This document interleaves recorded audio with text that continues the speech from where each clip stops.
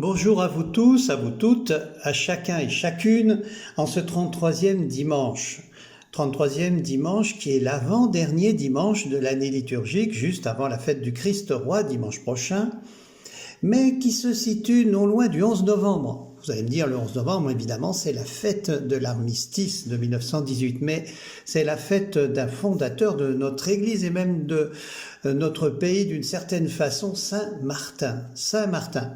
Saint Martin de Tours, au IVe siècle. Saint Martin si célèbre et si populaire.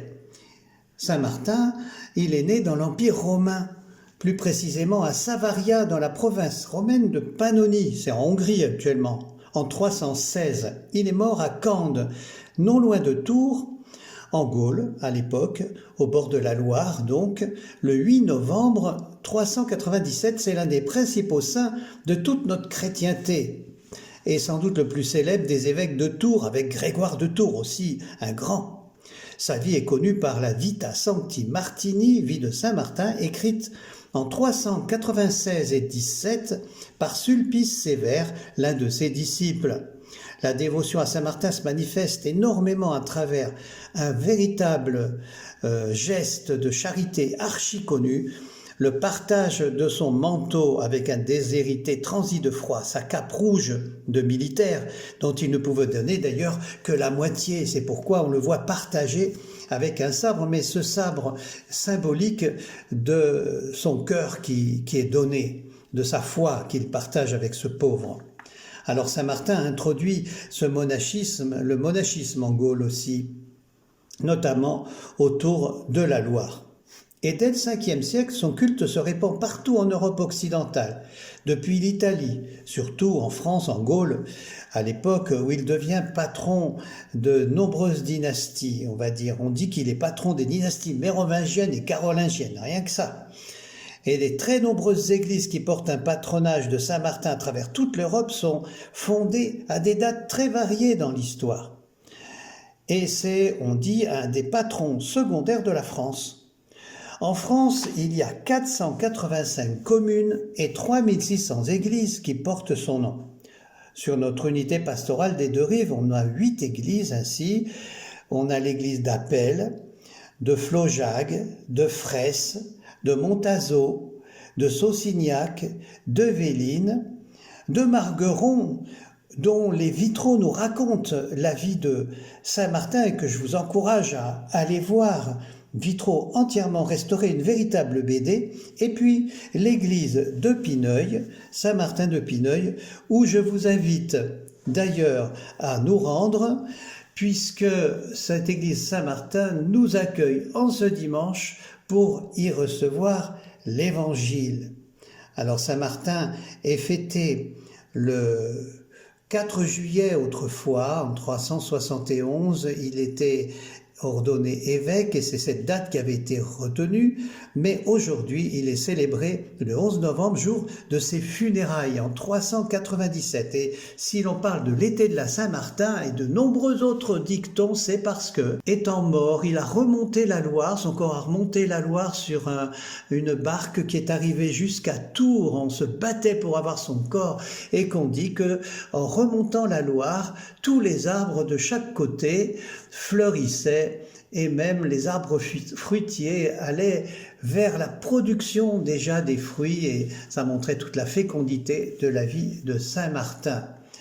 Alors dirigeons-nous vers Pineuil où dont nous entendons les très belles cloches.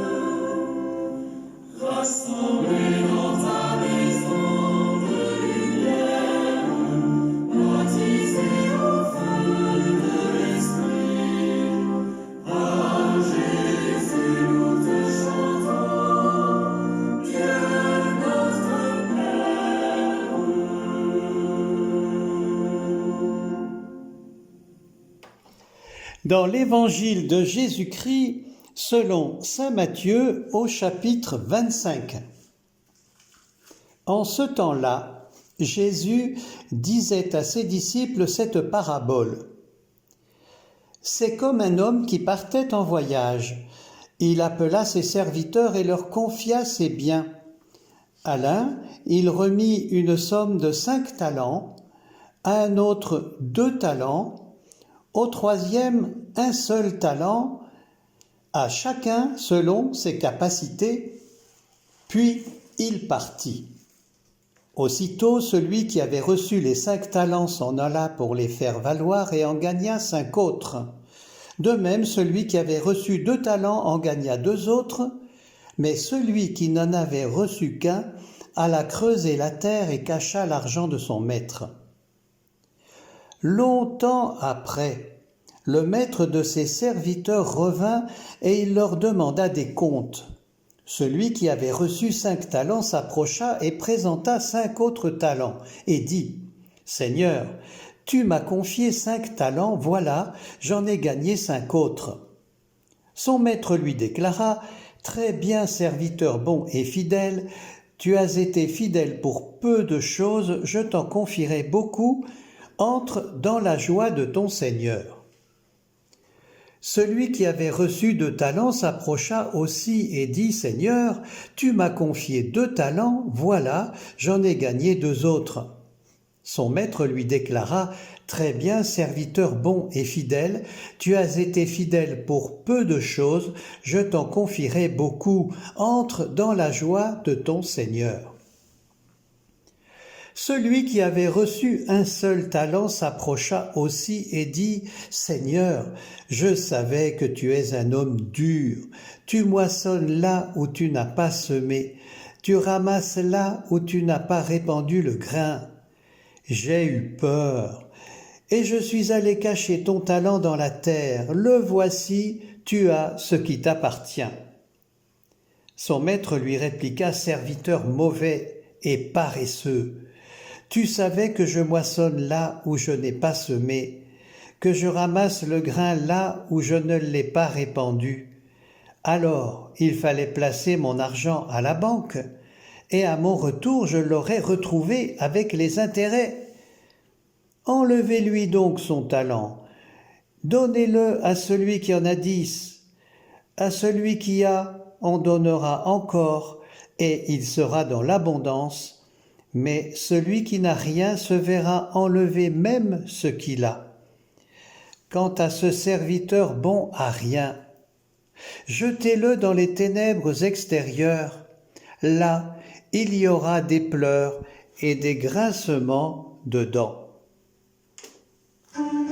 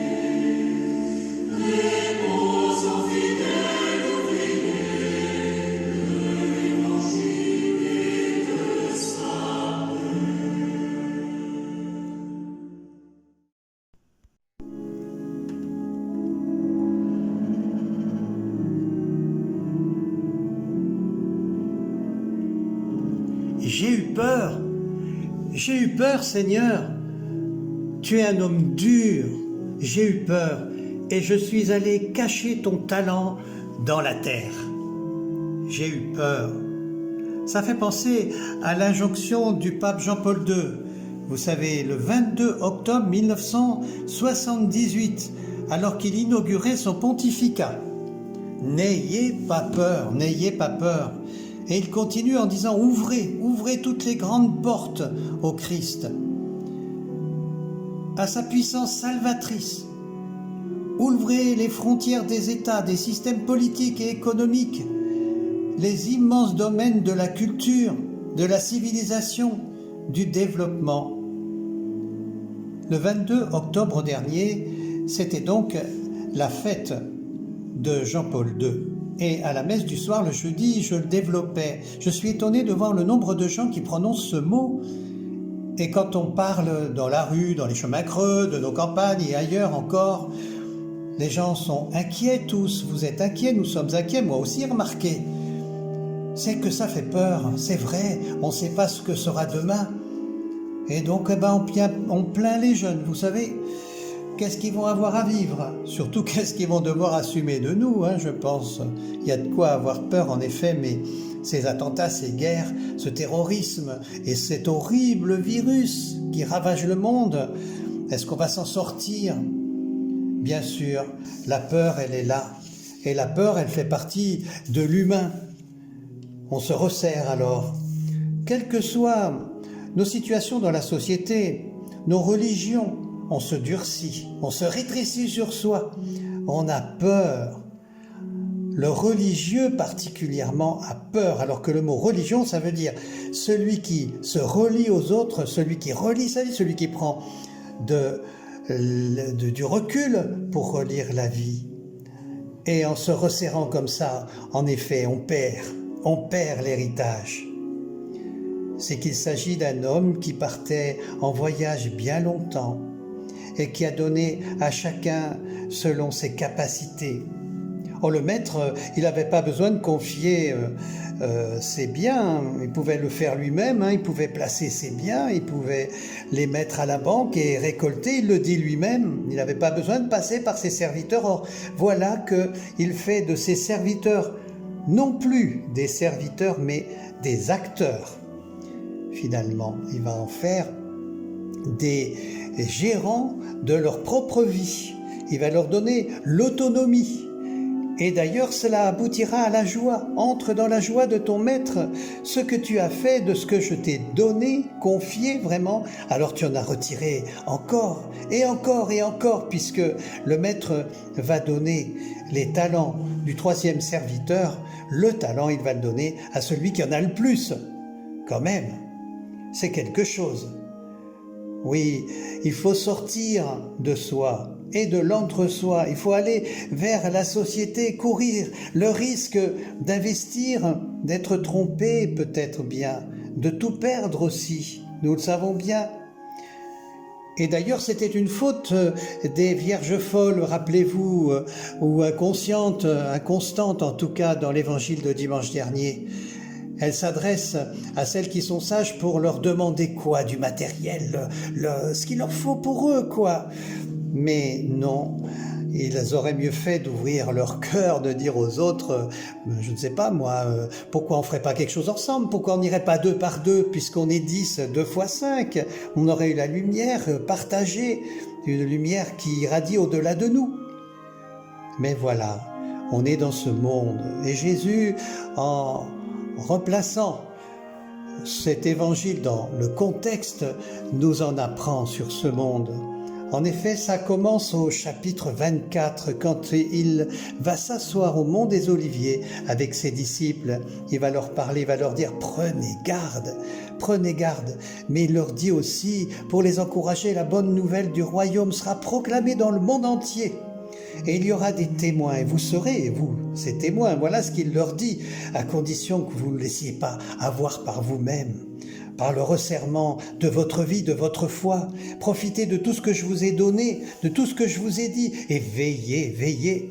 car ce sera le retour du Fils de l'homme qui vous surprendra, non pas comme un voleur, mais qui vous surprendra pour sa joie, comme nous le dit Paul dans l'Épître aux Thessaloniciens, la deuxième lecture d'aujourd'hui. Ne nous mettons pas à l'abri de nos sociétés. Ne croyons pas parce qu'on est confiné qu'on va échapper au malheur. Non, c'est plutôt des précautions, tout cela pour que nous puissions vivre véritablement et d'une belle humanité. Chacun a la capacité de s'ouvrir aux autres, de se poser des questions, d'apprendre à discerner, d'entrer en débat. En religion particulièrement, je fais exprès de dire ce terme religion plutôt que christianisme ou vie chrétienne. Désormais, je ne vous appelle plus des serviteurs, disait Jésus dans Jean chapitre 15. Je vous appelle mes amis. C'est quand même quelque chose de différent que de s'entendre traiter de mauvais et de paresseux, de grincer des dents. C'est Jésus qui le dit cela. Il nous invite à la joie du Maître. Et les talents que nous avons ne sont plus des richesses d'argent, mais sont la richesse de notre cœur et de notre cœur dans la foi.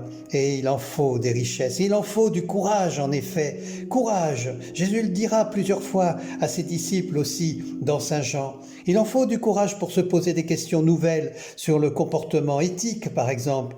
La PMA, la fin de vie, il en faut du courage pour s'intégrer à la pensée contemporaine, pour débattre, pour s'opposer aux injustices actuelles, pour proclamer la paix, la vraie. Et on a l'impression souvent qu'on est tout seul, comme les disciples sur la barque une autre fois dans la tempête. « Seigneur, ça ne te fait rien, nous périssons. » Et Jésus de leur dire « Mais vous n'avez pas de foi, vous n'en avez pas ?» Alors Jésus calme la tempête et il se fait en effet un grand calme. C'est que les disciples sont endormis dans leur foi, eux qui sont pourtant éveillés, alors que Jésus semble dormir, mais il est là et il veille, il nous apprend cela. Au-delà de tout ce que nous avons toujours fait, tout ce que nous croyons être solide, où nous nous agrippons souvent, il y a certes une déstabilisation à faire en nous-mêmes, mais c'est bien celle de notre époque. N'ayez pas peur. Redis sans cesse, le pape Jean-Paul II, mais nous dit le Seigneur, et la voix de notre conscience aussi, notre conscience de croyant dans le Christ.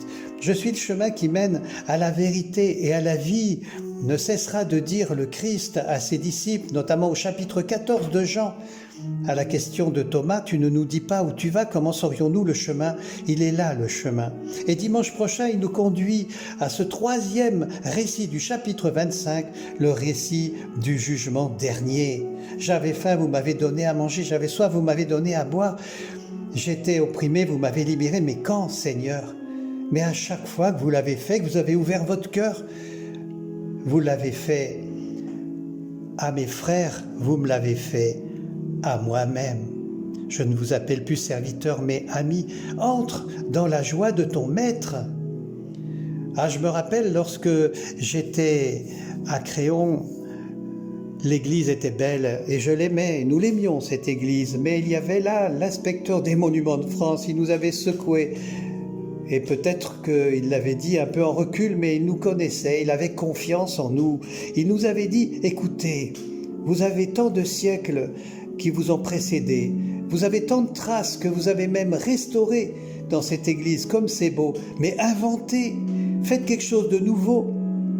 Et comme il y avait un baptistère un peu moderne, qui n'était pas vilain, ma foi, il nous disait, voilà, créez, continuez, inventez. Ne croyez pas que c'est un simple rajout, c'est votre vie qui s'écrit et celle de l'avenir.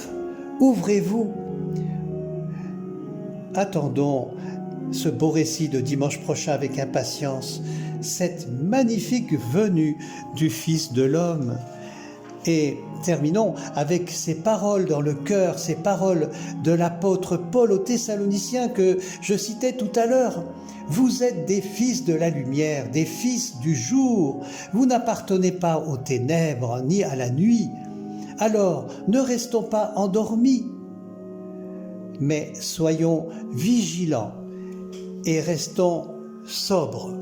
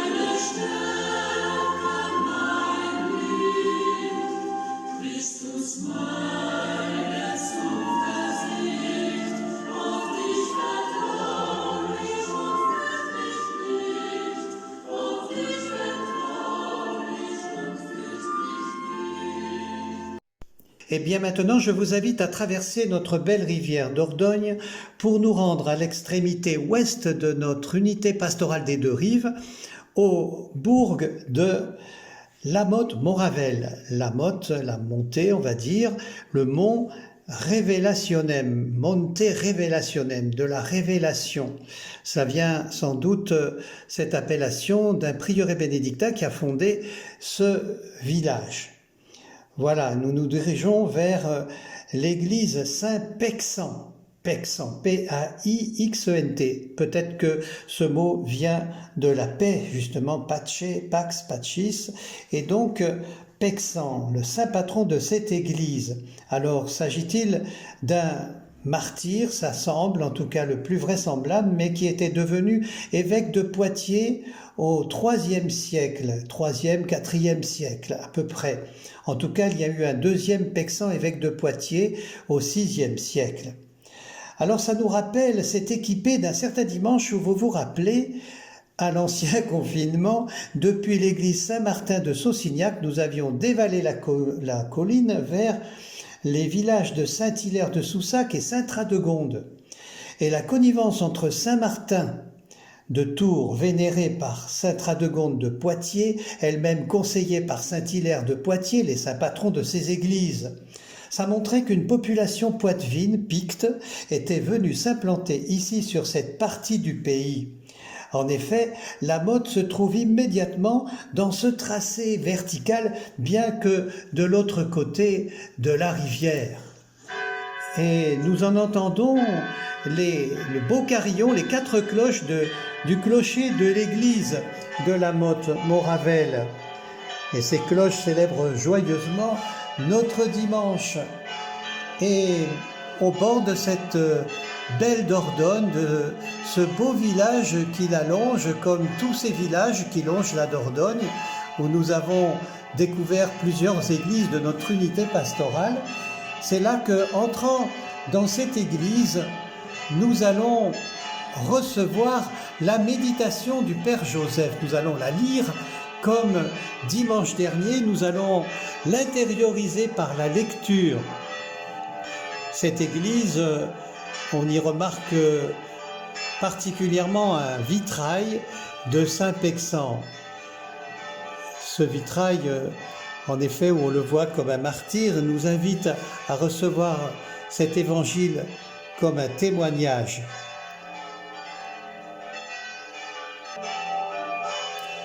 Et puis, nous allons recevoir maintenant le psaume du jour de ce dimanche, le psaume 127.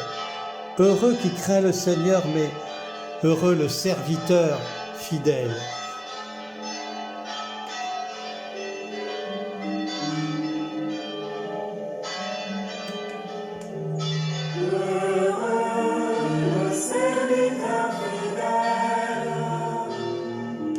Dieu lui confie sa maison.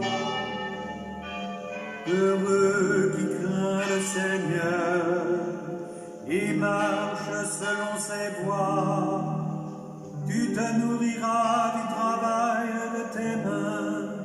Heureux es-tu, à toi le bonheur. Heureux le serviteur fidèle. Dieu lui confie sa maison. Ta femme sera dans ta maison comme une vigne généreuse, et tes fils autour de la table comme des plants d'olivier. Heureux le serviteur fidèle. Dieu lui confie sa maison.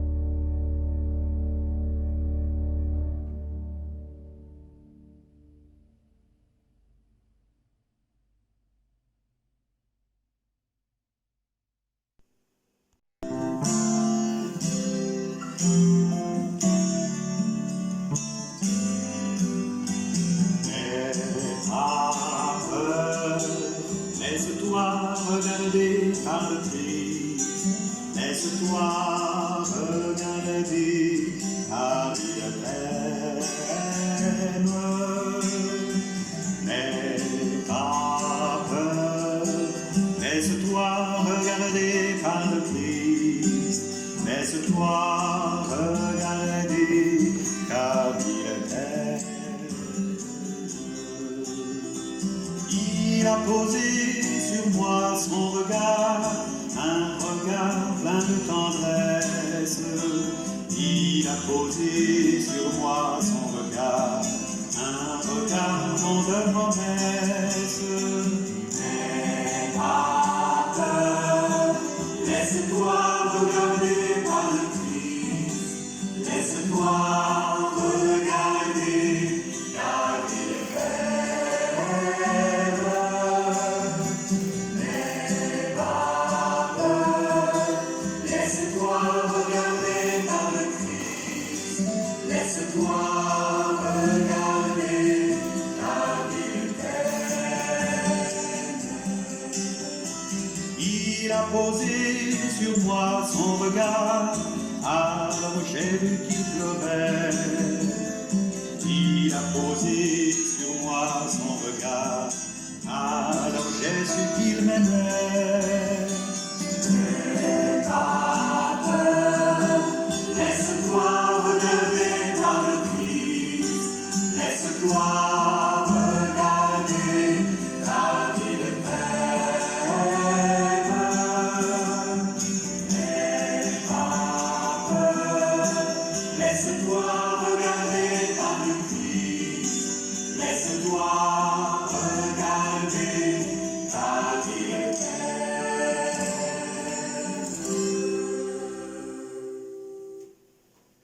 Frères et sœurs, ce dimanche est un dimanche très important. Je voulais vous le dire également, mettre même en valeur ce message. L'Église universelle, en ce 15 novembre 2020, célèbre la 4e journée mondiale des pauvres, journée instaurée par le pape François à la suite du jubilé de la miséricorde.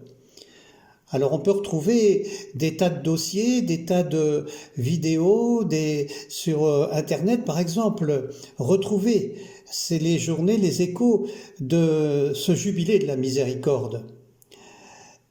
Instituée en 2017, à la suite donc de ce jubilé, cette journée des pauvres s'articule pour sa 4e édition autour du verset biblique « Tends la main aux pauvres » tiré du livre de Ben Sirac, le sage, au chapitre 7. Les paroles du pape François dans son message pour cette journée expriment le but de ces initiatives et leur esprit. C'est pourquoi je voudrais qu'on se quitte sur cette parole du pape, ce message du pape pour vivre bien ce dimanche et s'ouvrir vers nos frères, vers l'avenir. Quoi que tu fasses, dit le pape, souviens-toi que ta vie a une fin, en reprenant Ben Sirac. Ce texte, dit-il, se prête à une double interprétation. La première fait ressortir que nous devons toujours garder à l'esprit la fin de notre existence. Il y a aussi une deuxième interprétation qui souligne plutôt le but vers lequel chacun tend. C'est la fin de notre vie qui demande un projet à réaliser et un chemin à accomplir sans se lasser. Or, le but de chacune de nos actions ne peut être autre que l'amour. Cet amour est partage, dévouement et service, mais il commence par la découverte que nous sommes les premiers aimés et éveillés à l'amour. Même un sourire que nous partageons avec le pauvre est source d'amour et permet de vivre dans la joie. Que la main tendue alors puisse toujours s'enrichir du sourire de celui qui ne fait pas peser sa présence et l'aide qu'il offre, mais ne se réjouit que de vivre à la manière des disciples du Christ. Je vous souhaite à tous, à chacun, un très bon dimanche en vous donnant rendez-vous pour dimanche prochain. Voilà, terminons avec une belle sortie, Jean-Sébastien Bach.